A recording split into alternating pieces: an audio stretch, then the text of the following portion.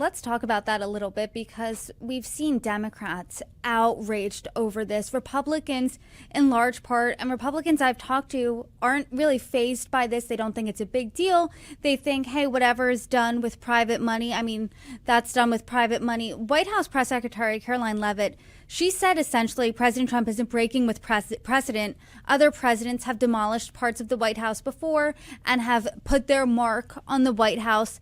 How true is that, do you think? Oh, nothing as substantial as what we've seen, at least in recent history. Guess maybe when you rebuilt the White House after it was burned down by the British in the War of 1812, sure, that was probably pretty substantial.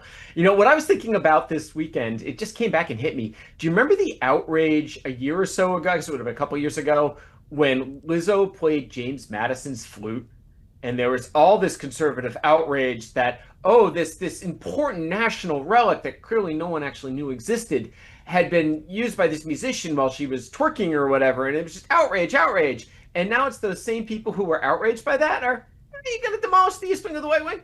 East Wing of the White House? It's okay, not a problem. Presidents do that sort of thing. So, you're seeing a lot of performative action here. I mean, what would the response would have been if Joe Biden had flattened so much as a Bush out there. It would have been absolute up in arms about how it was just indicative of his decline and disrespect for the country and all sorts of stuff. So, Well,